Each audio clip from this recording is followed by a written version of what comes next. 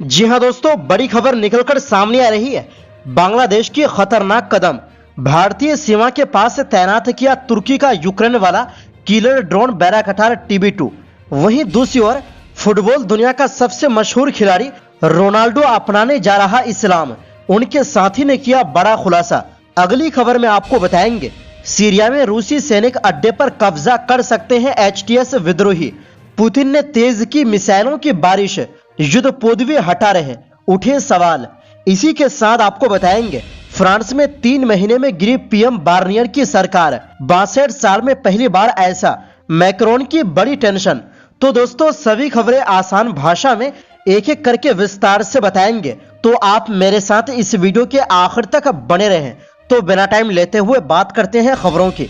जी हां दोस्तों, भारत के साथ चल रहे तनाव के बीच बांग्लादेश की सेना ने पश्चिम बंगाल से लगती सीमा पर अपना बैराकटार TB2 किलर ड्रोन तैनात किया है। बांग्लादेशी सेना की इस तैनाती से इलाके में तनाव बढ़ गया है।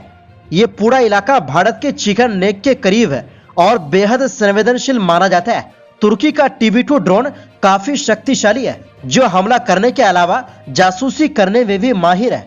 बांग्लादेशी सेना की इस तैनाती से भारत के साथ जमीन के साथ साथ हवा में भी तनाव बढ़ गया है। रक्षा मामलों की वेबसाइट ITRW ने TB2 ड्रोन के भारतीय सीमा के पास तैनाती की जानकारी दी है।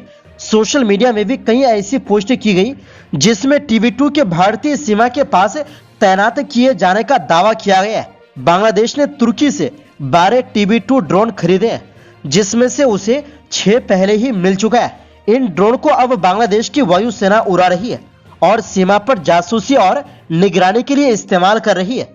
तुर्की के इस किलर ड्रोन को बांग्लादेश के अलावा भारत के 2 अन्य पड़ोसियों पाकिस्तान और मालदीव ने भी खरीदा है। पाकिस्तान ने हाल ही में अपनी स्वदेशी बुरक एयर टू सरफेस मिसाइल को बैराकटार TB2 ड्रोन में फिट किया है। इस ड्रोन को दुनिया के 33 से ज्यादा देश इस्तेमाल कर रहे हैं और यूक्रेन से लेकर आर्मीनिया अजरबैजान की लड़ाई में इस हमलावर ड्रोन ने अपनी ताकत का लोहा मनवाया है।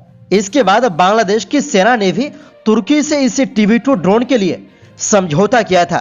जब यह समझौता हुआ था, उस समय शेख हसीना ही बांग्लादेश के प्रधानमंत्री थी, जो अभी भारत में शरण लिए हुए हैं। बांग्लादेश की सेना तुर्की से बारूदी सुरंग से बचाने वाला वाहन, रॉकेट डिफेंस सिस्टम और हथियारबंद वाहन खरीद चुकी है। यूक्रेन युद्ध के बाद से ही तुर्की के इस ड्रोन की दुनिया भर में डिमांड बढ़ गई है। इस ड्रोन ने युद्ध का नक्शा बदल दिया है। हालांकि अब रूसी सेना ने इसका तोड़ निकाल लिया है और कई ड्रोन को मार गिराने का दावा किया है। TB2 ड्रोन 40 फुट के होते हैं और 25,000 फुट की ऊंचाई पर उड़ान भरते हैं। ये टैंक और तोपों को अपने लेजर गाइडेड बम की मदद से तबाह करने की क्षमता रखते हैं। इसने रूस की सेना को काफी नुकसान पहुंचाया है। वहीं दूसरी ओर इस्लाम धर्म अपनाने जा रहा है दुनिया का सबसे बेहतरीन फुटबॉल प्लेयर। जी हां, सही सुना आपने। पुर्तगाल के स्टार फुटबॉलर क्रिस्टियानो रोनाल्डो का नाम दुनिया के सबसे बेहतरीन फुटबॉलर्स में शामिल है।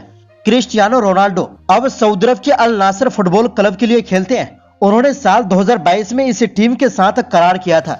इस क्लब में रोनाल्डो के साथ खेल चुके गोलकीपर वलीद अब्दुल्ला ने हैरान करने वाला खुलासा किया है।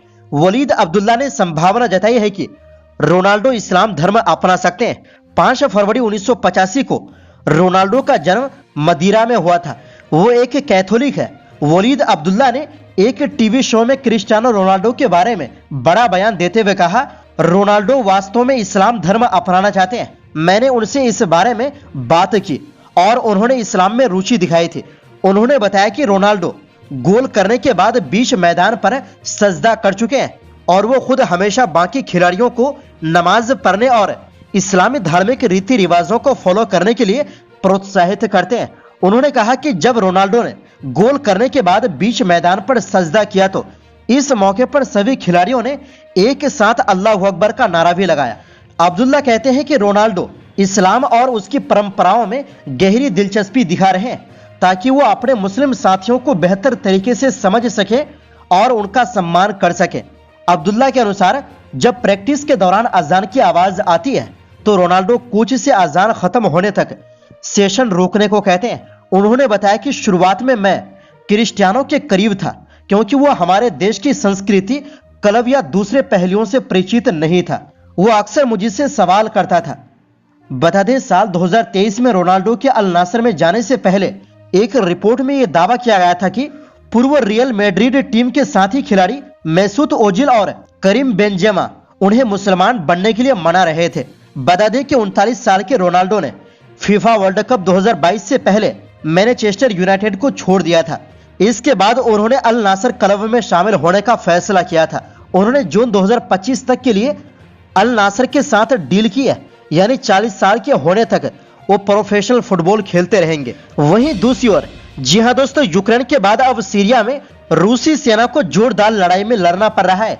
अलेप्पो पर कब्जा करने के बाद हयात तहरीर अल शाम यानी एचटीएस के विद्रोही रणनीति के शहर हमा की ओर बढ़ रहे हैं। इसके बाद एचटीएस विद्रोहियों के निशाने पर टारटस है, जहां पर रूस की सेना ने अपना नौसैनिक अड्डा बना रखा है। इस बड़े खतरे को देखते हुए अब रूसी सेना ने सीरिया के अंदर से ही इस नौसैनिक बेस से मिसाइलों की बारिश शुरू कर दी है। वहीं सीरिया की सेना भी विद्रोहियों को पीछे धकेलने के लिए जवाबी हमले कर रही है। तुर्की समर्थित विद्रोही कभी भी खमे इमिम एयरबेस पर कब्जा कर सकते हैं। इस एयरबेस को साल 2015 में सीरिया के राष्ट्रपति बशर अल असद ने रूस को दे दिया था। इसके बाद सीरिया के गृह युद्ध में असद सरकार को रूस की मदद से बढ़त मिल गई थी। हामा सीरिया का चौथा सबसे बड़ा शहर है।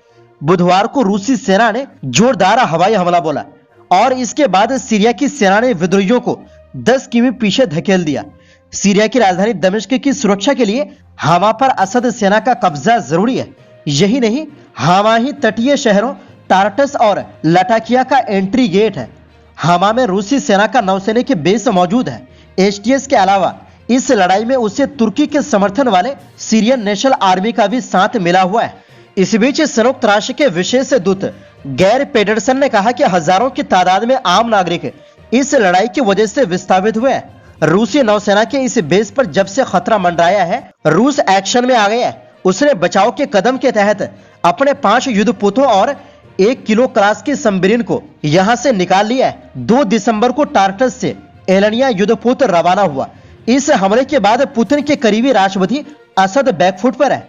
वहीं विद्रोहियों की नजर अब राजधानी दमिश्क पर है। विश्लेषकों का कहना है कि अगर रूस सीरिया से अपने युद्धपोतों को हटा रहा है तो इसका मतलब है कि वो सीरियाई सरकार की ज्यादा मदद नहीं कर पाएगा। उन्होंने कहा कि सीरिया में खराब होते हालात की वजह से रूस को यह कदम उठाने के लिए मजबूर होना पड़ा है।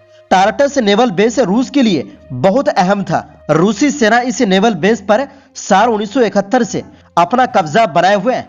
साल 2012 में सीरिया में गृह युद्ध शुरू होने के बाद इस नेवल बेस का महत्व काफी बढ़ गया। यह रूस का विदेश में सबसे बड़ा नौसैनिक बेस है। यूक्रेन युद्ध शुरू होने के बाद नाटो को जवाब देने के लिए भी रूस इस नेवल बेस का इस्तेमाल कर रहा था। इसी के साथ आपको बता दें कि जी हां दोस्तों, फ्रांस में 3 महीने पहले बनी पीएम मिशेल बार्नियर की सरकार बुधवार को गिर गई। फ्रांस की संसद में पीएम बार्नियर की सरकार के खिलाफ अविश्वास प्रस्ताव पास हो गया। फ्रांस के 62 साल के इतिहास में ऐसा पहली बार हुआ है जब संसद में अविश्वास प्रस्ताव के पास होने के कारण किसी प्रधानमंत्री को सत्ता गंवानी पड़ रही है। संसद में वामपंथी एनएफपी गठबंधन की ओर से पेश अविश्वास प्रस्ताव के पक्ष में 331 वोट पड़े, जबकि प्रस्ताव के पास होने के लिए 288 वोट ही काफी थे। फ्रांस के प्रधानमंत्री बार्नियर के इस्तीफे के बाद राष्ट्रपति मैक्रोन को नया प्रधानमंत्री नियुक्त करना होगा। हाल ही में हुए चुनाव के कारण 2025 से पहले नए चुनाव संभव नहीं है। नेशनल असेंबली में किसी पार्टी को बहुमत न होने से राजनीतिक अस्थिरता बढ़ सकती है। तो दोस्तों, फिलहाल के लिए इस रिपोर्ट में बस इतना ही। इस पर आपकी क्या राय है कमेंट बॉक्स में दें। तब तक देखते रहिए MW न्यूज।